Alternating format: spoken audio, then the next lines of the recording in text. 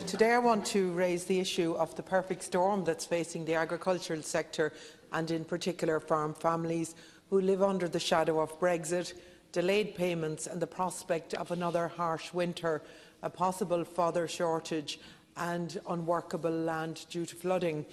I welcome the ANC review that was done recently, and indeed the 23 million extra funding there. But unless there is additional funding in terms of the front-loading of payments, the increased payment rate per hectare and an increase in the number of eligible acres, this will not have the necessary effect of addressing the level of constraints experienced by farmers in marginal areas. The bottom line is that there needs to be further targeting of payments towards the areas with the highest level of natural constraint. On last Friday, I attended a meeting with hundreds of farmers organised by the Irish Natura and Hill Farmers Association in Mayo that discussed all of these concerns, and it was really astounding that there was no government representative at that meeting. Indeed, there was no Mayo Fianna Fáil representative either, and I thought for such an important issue and such an important challenges that are facing this sector, it should have been prioritised. In the last CAP reform, we saw minimal redistribution as farmers with larger and higher payments were protected again. This CAP has to right some of the wrongs of the past by ensuring that farmers can make a reasonable living while keeping the rural economy alive, promoting jobs and farming in the agri-industries and associated sectors. Last year, Ireland made a commitment to provide extra funding for CAP.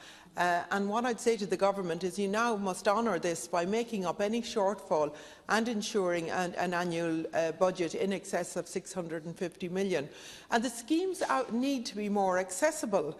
If we take, for instance, the organic scheme, which opened last week, it's closing next week at the 19th of December.